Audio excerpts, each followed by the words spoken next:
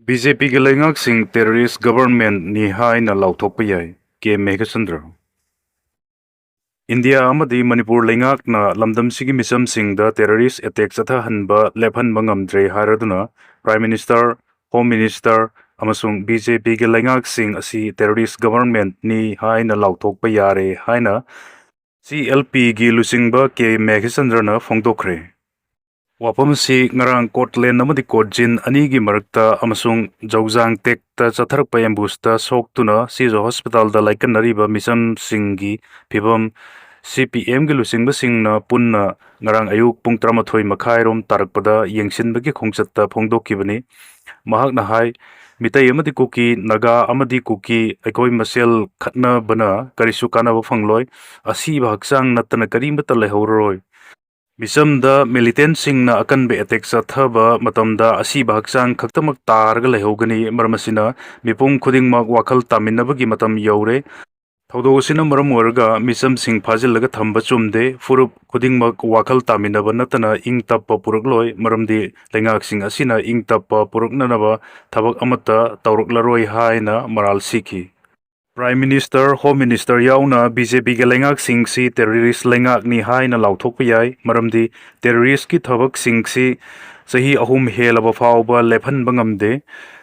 lengak na terrorist ki thabak thawongda sogatli misam miyam gi yum kai mai thaba makoiba awafamda tahanba masagi hingnanaba thabak suba chatliba misam miyamda ambush tawduna hatlibasi terrorist ki thawongni miyat sing sida yariba center amadi Manipur lengak Prime Minister amadi Home Minister terrorist ki thabak thawongda sogotli haina lawi makhata na tamthiraba tawdok sing amuk hanna thogan danaba lamdam sigi miyam na honarasi Tha kharadi khangba yaba khanglaklabasu chahi om helaklabanina kayam kuina miyamna terrorist ki thabak sing asida khangduna lekhigidoribano haina hangki Bisam kun lom tekta kaidana thadok pirau haina kanglatong bi kaithelda khongjang changsinkhre Mapi mapa ama oina aigi migi naidana chap manaba mityengda laingakna thabak paikhat piu haina Kobru Range Liangmai Women's Union gi member Wiryang Jin Liuna phongdokre Wapamasi Kotlen amasung Kotjim da thokiba thodok matungda Nagamisam kun lom phajin khibabu yaningdaba phongdok tuna makoibu tekta kaidana thadok pirau haina ngarang kanglatong bi kaithel da changsin khiba wakat khongjang da saruk yarduna phongdok khibani Mitai Naga amadi Nepali nachingba furuk ki miyoi singna saruk yaraduna changsin khiba wakat khongjang da mahakna makhata na hai ngarang phajin khiba miyoi sing adugi manungda chahi ani khakta ngai ribi nupi macha amaga loinana Nagaland gi miyoi ani su yauri ambush adu makoi maikai degi su condemn tawi hairi Tawutabu thodok adugi hek thangnaba mikupta misam singbu phajin bahaibasi laibuk thibani sauning bahaibasi mahogsani haina khandoklage adungakpu haujik fawbada misam singbu phajin dun thambada laingak na wayamata haidabasi su laibuk thibani thodok adu da so open nanglaba thadaugi miyoi singdu Sijo Hospital da laikan aduna laibada lainga ki lusingba singna yengsin bibagumna nagagi phajin khiba misam singisu mityeng sangbiu asok ana yengsin bahaibasi lainga ki mathoni adubu achan mirai naibagi thabakti tobiganu haiki Lusingba ama oina aigi migi haina khaidokpiganu atenba matamda laingakna mityeng sangbiduna nagagi misam sing thadokpiu haiki Manipur dagi drug trafficking tawbani haiba UKNA gi kadar ama Assam Police ki makhutta sire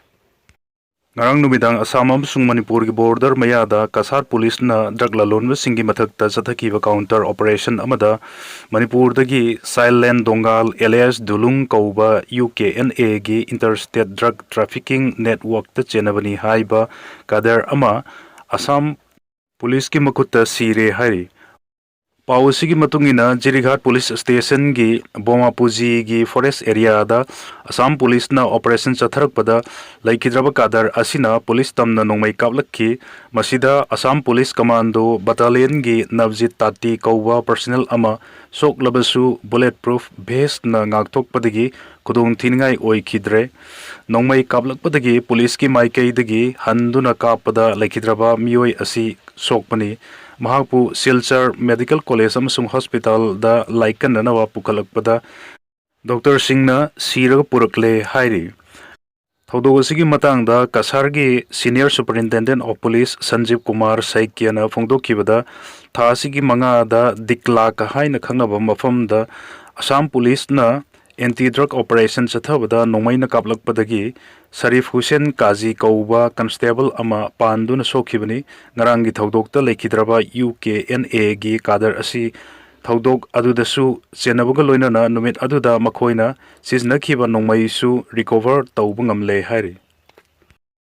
VC ꯏꯟꯆꯥꯔꯖꯀꯤ ꯑꯦꯄꯣꯏꯟꯠꯃꯦꯟꯠꯅ ꯋꯥꯊꯣꯛ ꯑꯣꯏꯔꯛꯀꯗꯧꯔꯦ꯫ Manipur university Manipur ꯌꯨꯅꯤꯚꯔꯁꯤꯇꯤꯒꯤ VC ꯑꯣꯏꯔꯝꯈꯤꯕ professor N ꯂꯣꯀꯦꯟꯗ꯭ꯔꯅ ꯃꯁꯥꯒꯤ ꯆꯍꯤ 60 ꯁꯨꯔꯗꯨꯅ ꯊꯥ ꯑꯁꯤꯒꯤ 8ꯇꯒꯤ ꯐꯝ ꯑꯁꯤꯗꯒꯤ ꯄꯣꯊꯥꯈ꯭ꯔꯕ ꯃꯇꯨꯡꯗ ꯃꯅꯤꯄꯨꯔ ꯌꯨꯅꯤꯚꯔꯁꯤꯇꯤ ꯑꯦꯛ ꯁꯣꯛ 2005ꯒꯤ ꯁ꯭ꯇꯦꯇ꯭ꯌꯨꯠ 2 ꯀ꯭ꯂꯣꯖ 3ꯒꯤ ꯃꯇꯨꯡ ꯏꯟꯅ ꯄ꯭ꯔꯣ-VCꯅ VCꯒꯤ ꯊꯕꯛ ꯄꯥꯡꯊꯣꯛꯀꯅꯤ ꯍꯥꯏꯔꯕꯁꯨ ꯄ꯭ꯔꯣ-VC ꯂꯩꯇꯕꯗꯒꯤ ꯃꯍꯩꯀꯣꯜ ꯑꯁꯤꯒꯤ ꯁꯤꯅꯤꯌꯔ ꯃꯣꯁꯠ ꯄ꯭ꯔꯣꯐꯦꯁꯔ ꯑꯃꯅ ꯑꯅꯧꯕ VC ꯑꯃ ꯈꯟꯗ꯭ꯔꯤꯕ ꯐꯥꯎꯕ ꯐꯝ ꯑꯁꯤ ꯄꯨꯒꯅꯤ ꯍꯥꯏꯕꯒꯤ ꯃꯇꯨꯡꯏꯟꯅ ꯃꯍꯩꯀꯣꯜ ꯑꯁꯤꯒꯤ ꯁꯤꯅꯤꯌꯔ ꯃꯣꯁꯠ ꯄ꯭ꯔꯣꯐꯦꯁꯔ ꯑꯣꯏꯔꯤꯕꯤ ꯗꯤꯄꯥꯔꯠꯃꯦꯟꯠ ꯑꯣꯐ ꯐꯤꯖꯤꯛꯁꯀꯤ ꯁꯨꯃꯤꯇ꯭ꯔ ꯐꯥꯟꯖꯧꯕꯝꯕꯨ VC ꯏꯟꯆꯥꯔꯖ ꯑꯣꯏꯅ ꯊꯥ ꯑꯁꯤꯒꯤ 8ꯀꯤ ꯅꯨꯃꯤꯠ ꯌꯨꯡꯕ ꯃꯇꯨꯡꯗꯒꯤ ꯄꯨꯅꯅꯕ ꯑꯣꯔꯗꯔ ꯑꯃ ꯊꯥ ꯑꯁꯤꯒꯤ 6ꯇ ꯊꯣꯛꯈ꯭ꯔꯕ ꯃꯇꯨꯡꯗ ꯉꯔꯥꯡ ꯑꯅꯧꯕ VC ꯏꯟꯆꯥꯔꯖ ꯑꯃꯒꯤ ꯑꯦꯄꯣꯏꯟꯠꯃꯦꯟꯠ ꯄꯤꯔꯛꯄꯗ ꯃꯍꯩꯀꯣꯜ ꯑꯁꯤꯗ ꯋꯥꯊꯣꯛ ꯑꯣꯏꯔꯛꯀꯗꯧꯔꯦ꯫ ꯃꯁꯤꯒꯤ ꯑꯣꯔꯗꯔ ꯑꯁꯤ ꯃꯤꯅꯤꯁꯇ꯭ꯔꯤ ꯑꯣꯐ ꯑꯦꯖꯨꯀꯦꯁꯟꯒꯤ ꯗꯤꯄꯥꯔꯠꯃꯦꯟꯠ ꯑꯣꯐ ꯍꯥꯌꯔ ꯑꯦꯖꯨꯀꯦꯁꯟꯒꯤ ꯃꯥꯏꯀꯩꯗꯒꯤ ꯊꯣꯔꯛꯈꯤꯕꯅꯤ꯫ ꯑꯣꯔꯗꯔ ꯑꯗꯨꯒꯤ ꯃꯇꯨꯡ ꯏꯟꯅ ꯃꯍꯩꯀꯣꯜ ꯑꯁꯤꯒꯤ ꯗꯤꯄꯥꯔꯠꯃꯦꯟꯠ ꯑꯣꯐ ꯀꯃꯔꯁꯀꯤ ꯄ꯭ꯔꯣꯐꯦꯁꯔ ꯒꯪꯒꯥ ꯄ꯭ꯔꯁꯥꯗ ꯄꯔꯁꯦꯟꯕꯨ ꯑꯅꯧꯕ VC ꯑꯃ ꯈꯟꯗ꯭ꯔꯤꯕ ꯐꯥꯎꯕ ꯈꯨꯗꯛꯇꯒꯤ VCꯒꯤ ꯊꯕꯛ ꯊꯧꯔꯝ ꯄꯨꯅꯅꯕ ꯈꯪꯍꯜꯂꯛꯈꯤꯕꯅꯤ꯫ ꯅꯥꯀꯜ ꯑꯃꯔꯣꯝꯗ ꯃꯅꯤꯄꯨꯔ ꯌꯨꯅꯤꯚꯔꯁꯤꯇꯤ ꯑꯦꯛ ꯁꯣꯛ 2005ꯒꯤ ꯄ꯭ꯔꯣꯚꯤꯖꯟꯒꯤ ꯃꯇꯨꯡ ꯏꯟꯅ ꯄ꯭ꯔꯣꯐꯦꯁꯔ ꯁꯨꯃꯤꯇ꯭ꯔ ꯐꯥꯟꯖꯧꯕꯝꯗ VC ꯏꯟꯆꯥꯔꯖꯀꯤ ꯐꯝ ꯄꯨꯍꯜꯂꯛꯄ ꯅꯨꯃꯤꯠ 9ꯅꯤ ꯈꯛꯇ ꯉꯥꯏꯔꯤꯉꯩꯗ ꯁꯤꯅꯤꯌꯔꯤꯇꯤꯗ ꯃꯍꯥꯛꯀꯤ ꯃꯈꯥꯗ ꯂꯩꯕ ꯄ꯭ꯔꯣꯐꯦꯁꯔ ꯒꯪꯒꯥ ꯄ꯭ꯔꯁꯥꯗ ꯄꯔꯁꯦꯟꯕꯨ VCꯒꯤ ꯊꯕꯛ ꯇꯧꯅꯅꯕ ꯑꯦꯄꯣꯏꯟꯠꯃꯦꯟꯠ ꯄꯤꯔꯛꯄꯒꯤ ꯃꯥꯌꯣꯛꯇ ꯃꯍꯩꯀꯣꯜ ꯑꯁꯤꯒꯤ ꯃꯍꯩꯔꯣꯏꯁꯤꯡꯒꯤ ꯂꯨꯞ ꯃꯨꯁꯨꯒꯤ ꯃꯥꯏꯀꯩꯗꯒꯤ ꯌꯥꯅꯤꯡꯗꯕ ꯐꯣꯡꯗꯣꯛꯇꯨꯅ ꯉꯁꯤ VCꯒꯤ ꯑꯣꯐꯤꯁꯀꯤ ꯊꯣꯡ ꯁꯣ ꯂꯣꯟꯁꯤꯟꯈ꯭ꯔꯦ ꯍꯥꯏꯔꯤ꯫ ꯅꯣꯡꯃꯩ ꯀꯥꯞꯁꯤꯟꯕꯗ ꯆꯦꯟꯅꯕ ꯑꯉꯥꯡ ꯑꯃ ꯌꯥꯎꯅ ꯃꯤꯑꯣꯏ 2 ꯐꯥꯔꯦ꯫ ꯄꯨꯂꯤꯁ ꯊꯥ ꯑꯁꯤꯒꯤ 8ꯇ ꯇꯥꯡꯈꯝ ꯑꯋꯥꯡ ꯂꯩꯀꯥꯏꯒꯤ ꯌꯨꯝꯒꯤ ꯊꯣꯡꯒꯥꯜ ꯑꯃꯗ ꯅꯣꯡꯃꯩ ꯀꯥꯞꯁꯤꯟꯕ ꯊꯧꯗꯣꯛꯀꯤ ꯃꯇꯥꯡꯗ ꯂꯧꯈꯠꯄ ꯀꯦꯁꯀꯤ ꯏꯟꯚꯦꯁꯇꯤꯒꯦꯁꯟꯗ ꯄꯨꯂꯤꯁꯅ .7 mmꯒꯤ life round 5, empty case 3, projectile ꯑꯃ ꯊꯧꯗꯣꯛ ꯊꯣꯛꯐꯝꯗꯒꯤ ꯔꯤꯀꯣꯚꯔ ꯇꯧꯗꯨꯅ ꯃꯈꯥ ꯆꯠꯊꯔꯛꯄ ꯏꯟꯚꯦꯁꯇꯤꯒꯦꯁꯟꯗ ꯊꯥ ꯑꯁꯤꯒꯤ 13ꯗ ꯖꯨꯚꯦꯅꯥꯏꯜ ꯑꯃ ꯐꯥꯈꯤ ꯑꯗꯨꯒ ꯃꯍꯥꯛꯀ ꯂꯣꯏꯅꯕ ꯍꯔꯥꯎꯔꯧ ꯑꯋꯥꯡ ꯂꯩꯀꯥꯏꯗꯒꯤ ꯎꯁꯝ ꯔꯣꯁꯟ ꯑꯦꯂꯥꯏꯁ ꯅꯥꯎꯕꯤ ꯆꯍꯤ 19 ꯀꯧꯕ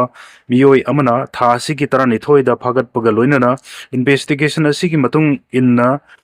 ꯃꯈꯣꯏꯅ ꯁꯦꯜ ꯂꯧꯅꯅꯕꯒꯤꯗꯃꯛ ꯀꯤꯍꯟ ꯈꯪꯍꯟꯗꯅꯕ ꯅꯣꯡꯃꯩ ꯀꯥꯞꯈꯤꯕꯅꯤ ꯍꯥꯏꯕ ꯈꯪꯂꯦ ꯍꯥꯏꯅ ꯄꯨꯂꯤꯁ ꯀꯟꯇ꯭ꯔꯣꯜ ꯔꯨꯝꯒꯤ ꯆꯦꯔꯣꯜ ꯑꯃꯅ ꯐꯣꯡꯗꯣꯔꯛꯂꯦ꯫ ꯃꯅꯤꯄꯨꯔꯗꯒꯤ ꯃꯤꯑꯣꯏ 5, ꯑꯁꯥꯝꯗ ꯍꯤꯔꯣꯏꯟ ꯀꯤꯂꯣ 3ꯒ ꯒ꯭ꯔꯥꯝ 500, ꯀꯥꯅꯤ ꯀꯤꯂꯣ 9ꯒ ꯀꯣꯟꯅꯅ ꯐꯥꯔꯦ꯫ ꯃꯅꯤꯄꯨꯔꯒꯤ ꯀ꯭ꯋꯥꯛꯇꯥꯗꯒꯤ ꯑꯁꯥꯝꯒꯤ ꯑꯃꯤꯟꯒꯥꯎ ꯐꯥꯎꯔꯒ ꯄꯨꯟꯅ ꯂꯨꯄꯥ ꯀ꯭ꯔꯣꯔ 12.33 ꯔꯣꯝꯒꯤ ꯑꯣꯏꯒꯗꯕ ꯍꯤꯔꯣꯏꯟ ꯑꯃꯁꯨꯡ ꯀꯥꯅꯤ ꯄꯨꯁꯤꯜꯂꯛꯄ ꯃꯅꯤꯄꯨꯔꯗꯒꯤ ꯃꯤꯑꯣꯏ 5 ꯃꯌꯥꯏ ꯀꯥꯕ ꯆꯤꯟꯖꯥꯛꯁꯤꯡ ꯑꯁꯤꯒ ꯀꯣꯟꯅꯅ ꯑꯁꯥꯝ ꯄꯨꯂꯤꯁꯀꯤ ꯁ꯭ꯄꯦꯁꯦꯜ ꯇꯥꯛꯁ ꯐꯣꯔꯁꯀꯤ ꯑꯦꯗꯤꯁꯅꯦꯜ SP ꯀꯂꯌꯟ ꯀꯨꯃꯥꯔ ꯄꯥꯊꯛꯅ ꯂꯨꯆꯤꯡꯕ ꯇꯤꯝ ꯑꯃꯅ ꯐꯥꯔꯦ ꯍꯥꯏꯔꯤ꯫ ꯔꯤꯄꯣꯔꯠ ꯑꯁꯤꯒꯤ ꯃꯇꯨꯡ ꯏꯟꯅ ꯐꯥꯔꯕ ꯃꯤꯑꯣꯏ 5 ꯑꯗꯨꯗꯤ ꯀ꯭ꯋꯥꯛꯇꯥ ꯋꯥꯔꯗ ꯅꯝꯕꯔ 6ꯇꯒꯤ ꯑꯕꯗꯨꯜ ꯂꯇꯤꯐ ꯆꯍꯤ 38, ꯑꯄꯣꯛꯄ ꯂꯩꯈꯤꯗ꯭ꯔꯕ ꯇꯥꯌꯔ ꯑꯂꯤ, ꯀ꯭ꯋꯥꯛꯇꯥ ꯋꯥꯔꯗ ꯅꯝꯕꯔ 5ꯗꯒꯤ MD ꯇꯥꯍꯦꯔ ꯑꯂꯤ ꯆꯍꯤ 39, ꯑꯄꯣꯛꯄ ꯂꯩꯈꯤꯗ꯭ꯔꯕ ꯌꯥꯀꯨꯕ ꯑꯂꯤ, ꯋꯥꯔꯗ ꯅꯝꯕꯔ 9ꯗꯒꯤ MD ꯏꯁꯂꯥꯃꯨꯗꯤꯟ ꯆꯍꯤ 39, ꯑꯄꯣꯛꯄ ꯂꯩꯈꯤꯗ꯭ꯔꯕ ꯇꯖꯥꯎꯗꯤꯟ, ꯋꯥꯔꯗ ꯅꯝꯕꯔ 3ꯗꯒꯤ MD ꯂꯇꯤꯐ ꯆꯍꯤ 30, ꯑꯄꯣꯛꯄ ꯂꯩꯈꯤꯗ꯭ꯔꯕ ꯌꯥꯀꯨꯕ ꯑꯂꯤ ꯑꯃꯁꯨꯡ ꯏꯔꯤꯜꯕꯨꯡ PS ꯅ ꯀꯣꯟꯕ ꯅꯍꯥꯔꯨ ꯄꯥꯡꯒꯣꯡꯗꯒꯤ MD ꯑꯖꯃꯔ ꯆꯍꯤ 38, ꯑꯄꯣꯛꯄ ꯑꯕꯗꯨꯜ ꯍꯀꯤꯝꯅꯤ ꯍꯥꯏꯔꯤ꯫ ꯃꯈꯣꯏ 5ꯅ ꯌꯥꯝꯂꯕ ꯍꯤꯔꯣꯏꯟ ꯑꯃꯁꯨꯡ ꯀꯥꯅꯤꯁꯤꯡ ꯑꯁꯤ ꯕꯁ AS ꯁꯤꯅꯣ 6 AC 8-555ꯗ ꯍꯥꯞꯂꯒ ꯄꯨꯔꯛꯄꯅꯤ꯫ ꯃꯈꯣꯏꯅ ꯑꯇꯣꯞꯄ ꯄꯦꯁꯦꯟꯖꯔ ꯑꯃꯠꯇ ꯇꯣꯡꯍꯟꯗꯅ ꯕꯁ ꯑꯁꯤꯗ ꯗ꯭ꯔꯒꯁꯤꯡ ꯄꯨꯊꯣꯛ ꯄꯨꯁꯤꯟ ꯇꯧꯔꯦ ꯍꯥꯏꯕꯒꯤ ꯑꯀꯛꯅꯕ ꯄꯥꯎ ꯐꯪꯕꯗꯒꯤ ꯄꯨꯂꯤꯁꯅ ꯑꯃꯤꯟꯒꯥꯎꯗ ꯕꯁ ꯑꯁꯤꯒ ꯀꯣꯟꯅꯅ ꯃꯈꯣꯏ 5 ꯐꯥꯒꯠꯈꯤꯕꯅꯤ꯫ ꯐꯥꯔꯕ ꯍꯤꯔꯣꯏꯟꯁꯤꯡ ꯑꯁꯤ ꯁꯥꯄꯣꯟ ꯀꯦꯞ 138ꯇ ꯍꯥꯞꯂꯒ ꯄꯨꯔꯛꯈꯤꯕꯅꯤ꯫ ꯁꯥꯄꯣꯟ ꯀꯦꯞꯁꯤꯡꯒꯤ ꯑꯔꯨꯝꯕ ꯌꯥꯎꯔꯒ ꯄꯨꯟꯅ ꯀꯤꯂꯣꯒ꯭ꯔꯥꯝ 3.53 ꯑꯃꯅꯤ ꯑꯗꯨꯒ ꯀꯥꯅꯤ ꯀꯤꯂꯣ 9 ꯑꯁꯤꯁꯨ ꯕꯁ ꯑꯁꯤꯒꯤ ꯑꯇꯣꯞꯄ ꯃꯐꯝ ꯑꯃꯗ ꯂꯣꯠꯁꯤꯟꯗꯨꯅ ꯄꯨꯔꯛꯈꯤꯕꯅꯤ ꯍꯥꯏꯔꯤ꯫ SIRꯗ ꯃꯤꯡ ꯀꯛꯊꯠꯈ꯭ꯔꯕ ꯃꯤꯑꯣꯏꯁꯤꯡꯗ ꯂꯩꯉꯥꯛꯀꯤ ꯋꯦꯜꯐꯤꯌꯔ ꯁ꯭ꯀꯤꯝꯁꯤꯡꯒꯤ ꯈꯨꯗꯣꯡꯆꯥꯕ ꯐꯪꯍꯜꯂꯣꯏꯗꯧꯔꯤ꯫ ꯁ꯭ꯇꯦꯠꯁꯤꯡꯒꯤ ꯚꯣꯇꯔ ꯂꯤꯁ ꯁꯦꯡꯗꯣꯛꯅꯕꯒꯤ ꯄꯥꯟꯗꯝꯗ ꯏꯂꯦꯛꯁꯟ ꯀꯃꯤꯁꯟꯅ ꯏꯂꯦꯛꯇꯣꯔꯦꯜ ꯔꯣꯜꯒꯤ ꯁ꯭ꯄꯦꯁꯦꯜ ꯏꯟꯇꯦꯟꯁꯤꯚ ꯔꯤꯚꯤꯖꯟ (SIR) ꯆꯠꯊꯈꯤꯕ ꯑꯗꯨ ꯉꯁꯤꯗꯤ ꯃꯤꯈꯜ ꯈꯛꯀꯤ ꯅꯠꯇꯅ ꯑꯇꯣꯞꯄ ꯍꯤꯔꯝ ꯈꯔꯗꯁꯨ ꯁꯤꯖꯤꯟꯅꯔꯛꯄꯒꯤ ꯃꯃꯤ ꯇꯥꯔꯛꯂꯦ꯫ ꯋꯦꯁꯠ ꯕꯦꯡꯒꯜ ꯑꯃꯁꯨꯡ ꯕꯤꯍꯥꯔꯗ ꯃꯤꯈꯜꯒꯤ ꯃꯥꯡꯑꯣꯏꯅꯅ ꯄꯥꯡꯊꯣꯛꯈꯤꯕ SIRꯗ ꯃꯤꯡ ꯀꯛꯊꯠꯈ꯭ꯔꯕ ꯃꯤꯑꯣꯏ ꯂꯥꯈ ꯀꯌꯥꯗ ꯂꯩꯉꯥꯛꯀꯤ ꯋꯦꯜꯐꯤꯌꯔ ꯁ꯭ꯀꯤꯝꯁꯤꯡꯒꯤ ꯈꯨꯗꯣꯡꯆꯥꯕ ꯐꯪꯍꯟꯗꯅꯕ ꯈꯣꯡꯊꯥꯡ ꯂꯧꯈꯠꯂꯛꯈ꯭ꯔꯦ꯫ ꯋꯦꯁꯠ ꯕꯦꯡꯒꯜꯗ ꯁꯨꯚꯦꯟꯗꯨ ꯑꯙꯤꯀꯥꯔꯤꯅ ꯂꯨꯆꯤꯡꯕ BJPꯒꯤ ꯑꯅꯧꯕ ꯂꯩꯉꯥꯛ ꯁꯦꯝꯂꯛꯈꯤꯕꯒ ꯏꯀꯨꯏ ꯀꯨꯏꯗꯅ ꯁ꯭ꯇꯦꯠ ꯑꯁꯤꯗ ꯃꯤꯈꯜꯒꯤ ꯃꯥꯡꯑꯣꯏꯅꯅ SIRꯗ ꯏꯂꯦꯛꯇꯣꯔꯦꯜ ꯔꯣꯜꯗꯒꯤ ꯃꯤꯡ ꯀꯛꯊꯠꯈ꯭ꯔꯕ ꯃꯤꯑꯣꯏꯁꯤꯡ ꯂꯩꯉꯥꯛꯀꯤ ꯋꯦꯜꯐꯤꯌꯔ ꯁ꯭ꯀꯤꯝ kaya ꯐꯪꯍꯜꯂꯔꯣꯏ ꯍꯥꯏꯅ ꯐꯣꯡꯗꯣꯔꯛꯈ꯭ꯔꯦ꯫ ꯃꯁꯤꯒ ꯃꯥꯟꯅꯕ ꯃꯑꯣꯡꯗ ꯕꯤꯍꯥꯔꯒꯤ BJPꯅ ꯂꯨꯆꯤꯡꯕ ꯑꯅꯧꯕ NDAꯒꯤ ꯂꯩꯉꯥꯛꯅꯁꯨ SIRꯗ ꯃꯤꯡ ꯀꯛꯊꯠꯈ꯭ꯔꯕ ꯃꯤꯑꯣꯏꯁꯤꯡꯕꯨ ꯂꯩꯉꯥꯛꯀꯤ ꯋꯦꯜꯐꯤꯌꯔ ꯁ꯭ꯀꯤꯝꯁꯤꯡꯒꯤ ꯕꯦꯅꯤꯐꯤꯁꯔꯤ ꯂꯤꯁꯇꯒꯤ ꯂꯧꯊꯣꯛꯄ ꯍꯧꯔꯛꯂꯦ ꯍꯥꯏꯔꯤ꯫ ꯕꯤꯍꯥꯔꯒꯤ CM ꯁꯝꯔꯥꯖ ꯆꯧꯙꯨꯔꯤꯅ ꯐꯣꯡꯗꯣꯛꯈꯤꯕꯗ ꯁ꯭ꯇꯦꯠꯀꯤ ꯏꯂꯦꯛꯇꯣꯔꯦꯜ ꯔꯣꯜꯗꯒꯤ ꯃꯤꯡ ꯀꯛꯊꯠꯈ꯭ꯔꯕ ꯃꯤꯑꯣꯏꯁꯤꯡꯗ ꯔꯁꯟ ꯑꯃꯁꯨꯡ ꯋꯦꯜꯐꯤꯌꯔ ꯁ꯭ꯀꯤꯝꯁꯤꯡ ꯌꯥꯎꯅ ꯂꯩꯉꯥꯛꯅ ꯄꯤꯕ ꯈꯨꯗꯣꯡꯆꯥꯕꯁꯤꯡ ꯐꯪꯍꯟꯐꯝ ꯊꯣꯛꯇꯦ ꯍꯥꯏꯈꯤ꯫ ꯋꯦꯁꯠ ꯕꯦꯡꯒꯜ ꯑꯃꯁꯨꯡ ꯕꯤꯍꯥꯔ ꯂꯩꯉꯥꯛꯅ ꯂꯧꯈꯠꯂꯛꯂꯤꯕ ꯈꯣꯡꯊꯥꯡ ꯑꯁꯤ ꯏꯂꯦꯛꯇꯣꯔꯦꯜ ꯔꯣꯜꯗ ꯃꯊꯣꯡ ꯃꯔꯝ ꯈꯪꯗꯅ ꯃꯤꯡ ꯍꯥꯞꯆꯤꯜꯂꯝꯕ ꯃꯤꯑꯣꯏꯁꯤꯡꯅ ꯂꯩꯉꯥꯛꯅ ꯄꯤꯕ ꯈꯨꯗꯣꯡꯆꯥꯕꯁꯤꯡ ꯑꯔꯥꯟꯕ ꯃꯑꯣꯡꯗ ꯂꯧꯊꯣꯛꯇꯨꯅ ꯐꯪꯐꯝ ꯊꯣꯛꯄ ꯃꯤꯑꯣꯏ kayada ꯈꯨꯗꯣꯡꯆꯥꯕꯁꯤꯡ ꯑꯁꯤ ꯆꯥꯡꯆꯠꯇꯒꯤ ꯇꯥꯅ ꯐꯪꯍꯟꯕꯅꯆꯤꯡꯕ ꯊꯧꯑꯣꯡꯁꯤꯡꯗꯒꯤ ꯉꯥꯛꯊꯣꯛꯅꯅꯕ ꯂꯧꯈꯠꯂꯛꯄ ꯈꯣꯡꯊꯥꯡ ꯑꯃꯅꯤ ꯍꯥꯏꯔꯤ꯫ ꯂꯩꯉꯥꯛꯀꯤ ꯁ꯭ꯀꯤꯝꯁꯤꯡ ꯑꯃꯁꯨꯡ ꯔꯁꯟꯒꯤ ꯈꯨꯗꯣꯡꯆꯥꯕꯁꯤꯡ ꯃꯤꯌꯥꯝꯗ ꯐꯪꯍꯟꯅꯕ ꯍꯣꯠꯅꯕꯗ ꯃꯔꯛꯇ ꯂꯩꯕ ꯃꯤꯑꯣꯏꯁꯤꯡꯅ ꯈꯨꯗꯣꯡꯆꯥꯕ ꯂꯧꯊꯣꯛꯇꯅꯕꯒꯤꯗꯃꯛ direct benefit transfer (DBT) model ꯁꯤꯖꯤꯟꯅꯕ ꯍꯧꯔꯛꯈ꯭ꯔꯕꯁꯨ ꯉꯁꯤ ꯐꯥꯎꯕ ꯈꯨꯗꯣꯡꯆꯥꯕꯁꯤꯡ ꯑꯁꯤ ꯐꯪꯍꯟꯕꯒꯤ ꯁꯤꯁꯇꯦꯝꯗ ꯑꯍꯣꯕ kaya ꯂꯩꯔꯛꯈꯤꯕꯅꯤ꯫ ꯑꯗꯨꯕꯨ ꯈꯣꯡꯊꯥꯡ ꯑꯁꯤ ꯑꯣꯄꯣꯖꯤꯁꯟꯒꯤ ꯂꯨꯆꯤꯡꯕ ꯑꯣꯏꯔꯤꯕ MP ꯆꯤꯗꯝꯕꯔꯝꯅꯗꯤ ꯏꯂꯦꯛꯇꯣꯔꯦꯜ ꯔꯣꯜꯗ ꯃꯤꯡ ꯍꯥꯞꯅꯅꯕꯒꯤꯗꯃꯛ ꯏꯟꯗꯤꯌꯥꯒꯤ ꯁꯤꯇꯤꯖꯟ ꯑꯣꯏꯕ ꯃꯊꯧ ꯇꯥꯔꯤꯕ꯭ꯔꯥ ꯅꯠꯇ꯭ꯔꯒ ꯏꯟꯗꯤꯌꯥꯒꯤ ꯁꯤꯇꯤꯖꯟ ꯑꯣꯏꯅꯅꯕꯒꯤꯗꯃꯛ इलेक्टोरल रोलदा मिंग यावबा मथौ तारिब्रा हाइबसी मथोंग मरम खंगद्रे मिंग कक्थतख्रबा मियोइसिंगदा लैंगाकि वेलफेयर स्कीमसिंग फंगनदबगी खोंगथांग असि कुपना येंगसिनबा मथौ तारि हाइखि। शी जिनपिंगना ताइवान की मतांगदा डोनाल्ड ट्रम्पता अकनबा वाफम थमख्रे। यूनाइटेड स्टेट्स अमसुंग चाइना येकनबा ओइरोइदबनी पार्टनर ओइगदबनी हाइना चाइना की प्रेसिडेंट शी जिनपिंगना US प्रेसिडेंट डोनाल्ड ट्रम्पता फोंदोखख्रबसु लुचिंगबा अनीना वारी सारकपदा ताइवान की मतांग पुथोरकपदा शी जिनपिंगना ताइवान की इशू असिदी चाइना ना हक्सिनना लवी ताइवान की मतांगदा यूनाइटेड स्टेट्स अमसुंग चाइना ना मुक्नाबा थोक्लबदी कदौनुंगदा अफाबा ओइरोय अमसुंग चाइना ना कॉम्प्रोमाइज तौरोय हाइना ट्रम्पता अकनबा वाफम थमख्रे। सही मापन की मतुंगदा बीजिंगदा लेबा great hall of the people दा लुचिंगबा अनीना उनदुना वारी साबदा ईरान की लान यूनाइटेड स्टेट्स अमसुंग चाइना की ललोन इतिक की ओइबा लान आर्टिफिशियल इंटेलिजेंस AI की मतंगदा लेबाक अनीना अहेनबा तानबा अमसुंग ताइवान ना चिंगबा इशूसिंग पुथोक्तुना खनखिबनी। शी जिनपिंगना ट्रम्पता हाई यूनाइटेड स्टेट्स अमसुंग चाइना की मरीदा ताइवान की ओइबा वाहंग असिना ख्वाइदगी मरुओइबा इशूनी। इशू असिबु लेबाक अनिमकना हैसिंगना अमसुंग चेक्सिनना येंगसिनलबदी यूनाइटेड स्टेट्स अमसुंग चाइना की बायलैटरल ओइरिबा मरी साउखलकनी नत्रबदी यूनाइटेड स्टेट्स अमसुंग चाइना ना पुंखतनरक्तुना अचौबा कन्फ्लिक्ट अमा थोरकपा याय मदु ओइबा तारबदी पुनमकी खुदोंथिनिंगाय ओइरकनी हाइखि। शी जिनपिंग की वाफमसिंग असिना डोनाल्ड ट्रम्प ना लुचिंगबा यूनाइटेड स्टेट्स एडमिनिस्ट्रेशन ना ताइवान दा यूनाइटेड स्टेट्स $1 बिलियन 13 की खुलाई पीबगी मंगलान अदु कायहलगद्रा नत्रगा मनिंग हललगद्रा हाइबसी अचौबा वाहंग अमा ओइरकले। हौजिक फाउबगी ओइनदी डोनाल्ड ट्रम्प नत्रगा महाकी एडमिनिस्ट्रेशन दगी मसिगी मतांगदा वाफम अमता फोंदोरखिबा लैत्रि। लात्विया की प्राइम मिनिस्टर फम थादोखरे। थासिगी तरेता लात्विया की टेरिटोरीदा पाइसलखिबा रशिया यूक्रेन लान की ड्रोन ना लेबाक असिदा पॉलिटिकल की ओइबा अचौबा इरांग थोलपदगी ngasi प्राइम मिनिस्टर इविका सिलिना फम थादोखरे। ꯌꯨꯀ꯭ꯔꯦꯟꯒꯤ ꯑꯣꯏꯒꯅꯤ ꯆꯤꯡꯅꯕ ꯗ꯭ꯔꯣꯟꯁꯤꯡ ꯑꯗꯨ ꯄꯥꯏꯁꯤꯜꯂꯛꯈ꯭ꯔꯕ ꯃꯇꯨꯡ ꯑꯦꯟꯇꯤ ꯗ꯭ꯔꯣꯟ ꯁꯤꯁꯇꯦꯝ ꯃꯇꯝ ꯆꯥꯅ ꯗꯤꯄ꯭ꯂꯣꯏ ꯇꯧꯗꯦ ꯍꯥꯏꯕꯒꯤꯗꯃꯛ ꯏꯚꯤꯀꯥꯅ ꯗꯤꯐꯦꯟꯁ ꯃꯤꯅꯤꯁꯇꯔ ꯑꯦꯟꯗ꯭ꯔꯤꯁ ꯁ꯭ꯄ꯭ꯔꯨꯗꯁꯄꯨ ꯅꯝꯗꯨꯅ ꯐꯝ ꯊꯥꯗꯣꯛꯍꯟꯈꯤ ꯑꯗꯨꯕꯨ ꯗꯤꯐꯦꯟꯁ ꯃꯤꯅꯤꯁꯇꯔ ꯏꯟꯗ꯭ꯔꯤꯁꯀꯤ ꯄꯥꯔꯇꯤꯅ ꯏꯚꯤꯀꯥꯒꯤ ꯔꯨꯂꯤꯡ ꯄꯥꯔꯇꯤꯗ ꯁꯧꯒꯠꯄ ꯇꯣꯛꯈꯤꯕꯗꯒꯤ ꯀꯣꯂꯤꯁꯟ ꯀꯥꯏꯗꯨꯅ ꯏꯚꯤꯀꯥ ꯐꯝ ꯊꯥꯗꯣꯛꯈꯤꯕꯅꯤ꯫ ꯅꯣꯡꯂꯩ ꯅꯨꯡꯁꯤꯠꯇ ꯃꯤꯑꯣꯏ 38 ꯁꯤꯈ꯭ꯔꯦ꯫ ꯎꯠꯇꯔ ꯄ꯭ꯔꯗꯦꯁꯇ ꯑꯈꯥꯛ ꯑꯔꯥꯎ ꯑꯃꯁꯨꯡ ꯑꯀꯟꯕ ꯅꯨꯡꯁꯤꯠ ꯌꯥꯎꯅ ꯅꯣꯡ ꯆꯨꯔꯛꯄꯗ ꯃꯤꯑꯣꯏ 38 ꯇꯣꯉꯥꯟ ꯇꯣꯉꯥꯟꯕ ꯊꯧꯗꯣꯛꯇ ꯁꯤꯔꯦ ꯍꯥꯏꯔꯤ꯫ ꯅꯣꯡꯂꯩ ꯅꯨꯡꯁꯤꯠꯇ ꯎ ꯇꯦꯛꯇꯨꯅ ꯌꯨꯝ ꯑꯃꯁꯨꯡ ꯒꯥꯔꯤꯗ ꯅꯟꯁꯤꯜꯂꯛꯄ, ꯌꯨꯝꯒꯤ ꯐꯛꯂꯥꯡ ꯅꯤꯡꯈꯥꯏꯔꯛꯄ ꯑꯃꯗꯤ ꯋꯖ꯭ꯔ ꯇꯥꯕꯅꯆꯤꯡꯕ ꯊꯧꯗꯣꯛꯁꯤꯡꯗ ꯃꯤꯑꯣꯏ ꯑꯁꯤ ꯁꯤꯈꯤꯕꯅꯤ꯫ ꯄ꯭ꯔꯌꯥꯒꯔꯥꯖꯗ ꯃꯤꯑꯣꯏ 12 ꯁꯤꯗꯨꯅ ꯈ꯭ꯋꯥꯏꯗꯒꯤ ꯌꯥꯝꯅ ꯁꯣꯛꯄ ꯗꯤꯁꯇ꯭ꯔꯤꯛ ꯑꯣꯏꯈꯤ꯫ ꯁꯥꯟꯇ ꯔꯕꯤꯗꯥꯁ ꯅꯒꯔ, ꯐꯇꯦꯄꯨꯔ, ꯃꯤꯔꯖꯥꯄꯨꯔꯗ ꯃꯊꯪꯁꯤꯠꯅ ꯃꯤꯑꯣꯏ 13, 11 ꯑꯃꯁꯨꯡ 10 ꯁꯤꯈꯤ꯫ ꯍꯧꯈꯤꯕ ꯄꯨꯡ 24ꯗ ꯎꯠꯇꯔ ꯄ꯭ꯔꯗꯦꯁꯇ ꯑꯈꯥꯛ ꯑꯔꯥꯎ ꯌꯥꯎꯅ ꯆꯨꯈꯤꯕ ꯅꯣꯡꯅ ꯁꯥ ꯁꯟ 113ꯁꯨ ꯁꯤꯍꯟꯈꯤ꯫ India meteorological department (IMDꯅ Uttar Pradesh ꯌꯥꯎꯅ ꯏꯟꯗꯤꯌꯥꯒꯤ ꯑꯋꯥꯡ ꯊꯪꯕ ꯁꯔꯨꯛꯇ ꯃꯈꯥ ꯇꯥꯅ ꯅꯣꯡ ꯆꯨꯈꯤꯕ ꯌꯥꯏ ꯍꯥꯏꯅ ꯃꯤꯌꯥꯝꯗ ꯆꯦꯛꯁꯤꯟꯋꯥ ꯊꯝꯈꯤ꯫ ꯍꯧꯖꯤꯛ ꯌꯨꯄꯤꯒꯤ ꯃꯔꯤ ꯂꯩꯅꯕ ꯗꯤꯄꯥꯔꯠꯃꯦꯟꯠꯁꯤꯡꯅ ꯅꯣꯡꯂꯩ ꯅꯨꯡꯁꯤꯠꯅ ꯁꯣꯛꯍꯜꯂꯕ ꯃꯐꯝꯗ ꯆꯠꯇꯨꯅ ꯃꯤꯌꯥꯝꯒꯤ ꯃꯇꯦꯡ ꯄꯥꯡꯕ ꯑꯃꯁꯨꯡ ꯔꯦꯁꯀ꯭ꯌꯨ ꯑꯣꯄꯔꯦꯁꯟ ꯆꯠꯊꯕ ꯍꯧꯈ꯭ꯔꯦ꯫ ꯃꯈꯥ ꯇꯥꯅ ꯅꯣꯡꯂꯩ ꯅꯨꯡꯁꯤꯠ ꯇꯧꯔꯕꯗꯤ ꯃꯤ ꯁꯤꯕꯒꯤ ꯆꯥꯡ ꯍꯦꯟꯒꯠꯂꯛꯄ ꯌꯥꯅ ꯂꯩ ꯍꯥꯏꯔꯤ꯫ ꯁ꯭ꯀꯨꯜ ꯑꯦꯁꯦꯝꯕ꯭ꯂꯤꯗ ꯇꯉꯥꯏꯐꯗꯅ ꯕꯟꯗꯦ ꯃꯥꯇꯔꯝ ꯁꯛꯍꯟꯈ꯭ꯔꯦ꯫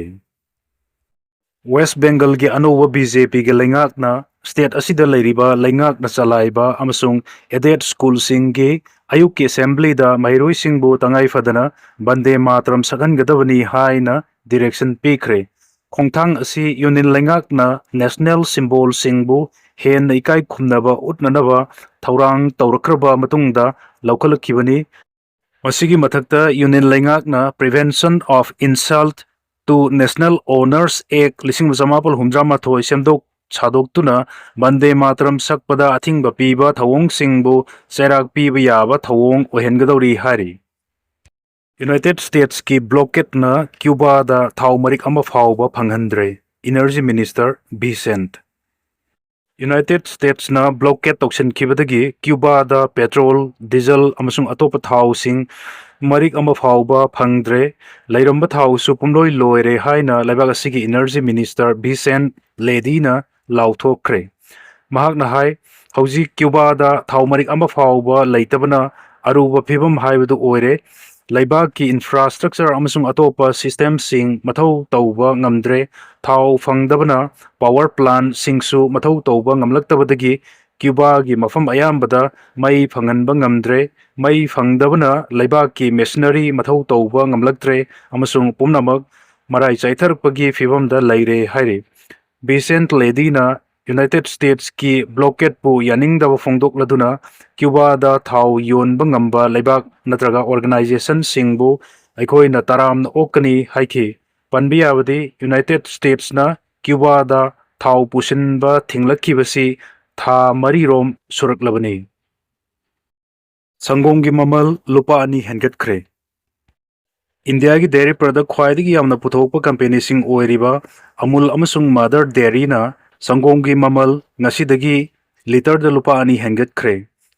ꯈꯣꯡꯊꯥꯡ ꯑꯁꯤꯅ ꯊꯥꯎ, ꯒ꯭ꯌꯥꯁ ꯑꯃꯁꯨꯡ ꯏꯅꯔꯖꯤ ꯈꯛꯇ ꯅꯠꯇꯅ ꯋꯦꯁꯠ ꯑꯦꯁꯤꯌꯥꯒꯤ ꯂꯥꯟ ꯑꯁꯤꯅ ꯅꯨꯃꯤꯠ ꯈꯨꯗꯤꯡꯒꯤ ꯃꯤꯌꯥꯝꯅ ꯁꯤꯖꯤꯟꯅꯔꯤꯕ ꯄꯣꯠꯂꯝ ꯀꯌꯥꯗꯁꯨ ꯑꯆꯧꯕ ꯆꯩꯊꯦꯡ ꯄꯤꯔꯤ ꯍꯥꯏꯕꯁꯤ ꯃꯌꯦꯛ ꯁꯦꯡꯅ ꯇꯥꯛꯂꯦ꯫